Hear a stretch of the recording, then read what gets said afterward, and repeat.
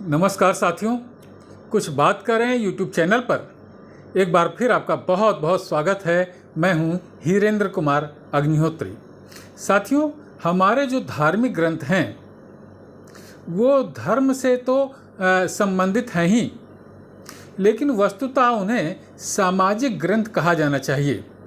समाज में हम कैसे रहें वो बात ये हमारे धर्म ग्रंथ बताते हैं।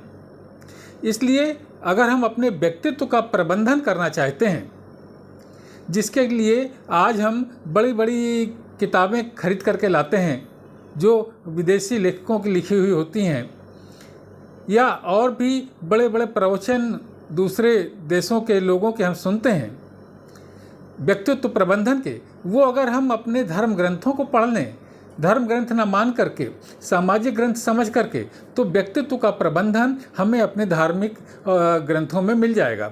जैसे कि रामचरितमानस के की 3-4 चौपाइयाँ आपको बताता हूँ, और उसमें आप देखिएगा कि कितना सुंदर व्यक्तित्व प्रबंधन किया गया है। हमारा व्यक्तित्व एक बिल्कुल बंधा हुआ हो, यानी कि हमें हमारा लक्ष्य सामने दिखता हो और उसके प्राप्त करने का साधन दिखता हो, तो वो बात ही व्यक्तित्व प्रबंधन कही जाएगी। अब हमारे व्यक्तित्व प्रबंधन में दूसरी बात तो ये है कि हम अपने आप अपने किए हुए काम के लिए किसी दूसरे को दोष देना बंद कर दें और अपने आप को प्रेरित कैसे करते हैं। ये दो बातें अगर हम सीख लें तो हमारे व्यक्तित्व का बहुत सुंदर प्रबंधन हो जाएगा। जैसे कि आज हम रामचरितमानस से ये जानेंगे कि हमारे अपने व्यक्तित्व का प्रबंधन हम किस तरीके से करें। तो रामचरितमानस के अयोध्या कांड की एक चौपाई है। लक्ष्मण जी निषाद से कहते हैं, काहू न को सुख दुख कर दाता, निज कृत कर्म भोग सब भ्राता।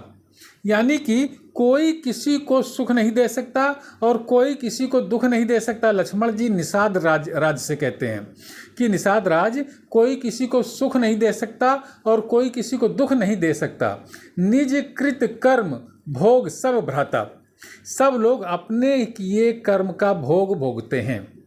यानी कि अगर हमसे कुछ गलत हो जाए तो हम ये समझें कि हमसे ही कुछ गलत हुआ है, इसके लिए कोई दूसरा दोषी नहीं है। और अगर हमें सुख प्राप्त हो तो उसका भी वजह अपने कर्म को समझें, और दुख प्राप्त हो तो भी हमें उसके लिए अपने आप को ही उत्तरदायी मानना चाहिए। काहू न को सुख दुख कर दाता, निज कृत कर्म भोग सब भ्राता। ये कर्म की चौपाई है साथियों। एक और बहुत सुंदर चौपाई आपको बताता हूँ कि कर्म प्रधान विश्व रचि राखा, जो जस करई सो तस फल चाखा। अयोध्या कांड की ही चौपाई है ये भी, कि कहा गया कि कर्म, ईश्वर ने इस विश्व को कर्म प्रधान कर रखा है। जो जैसा कर्म करेगा उसको वैसा ही फल मिलेगा। अच्छे कर्म करेगा तो उन्नति की ओर बढ़ेगा, अच्छे कर्म नहीं करेगा तो नीचे की ओर जाएगा। कर्म प्रधान विश्व रचि राखा, जो जस करई सो तस फल चाखा। अब देखिए, यहाँ पर व्यक्तित्व अपने आप को एक अच्छे व्यक्तित्व में ढालने के लिए हम जैसा कर्म करेंगे वैसा ही फल पाएंगे। ये बात हमें इस ग्रंथ से सीखनी चाहिए।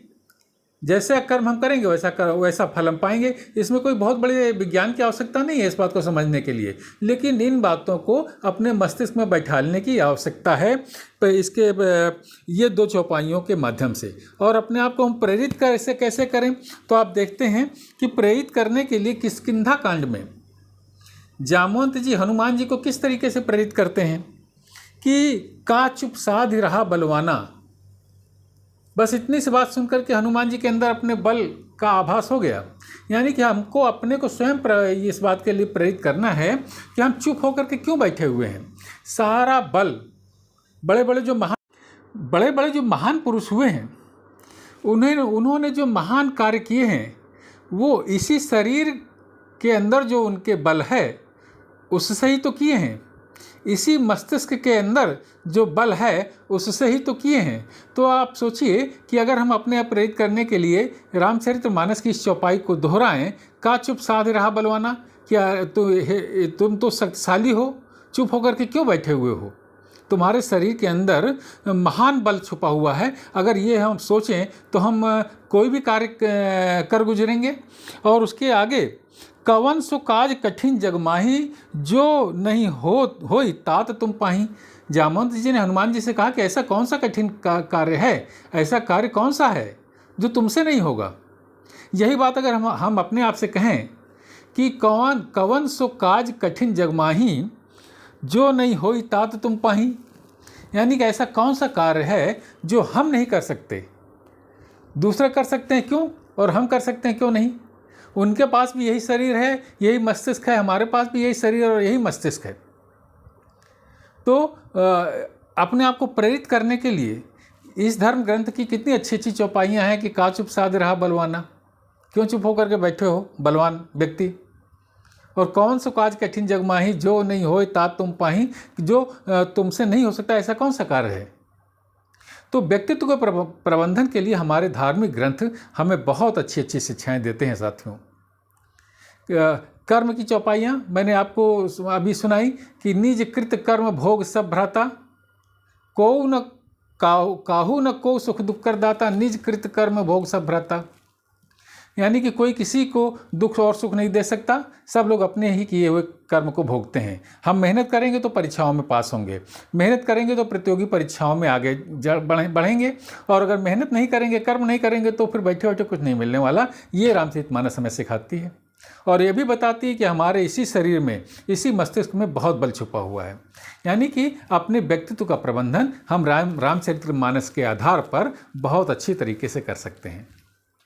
तो साथियों, अपनी टिप्पणियों से मुझे बताइए कि आपको ये वीडियो कैसा लगा, और अगर आपने मेरे इस चैनल को सब्सक्राइब नहीं किया हो तो कृपया सब्सक्राइब करें। कल किसी और मुद्दे पर आपसे बात करूंगा, तब तक के लिए जय हिंद, वंदे मातरम।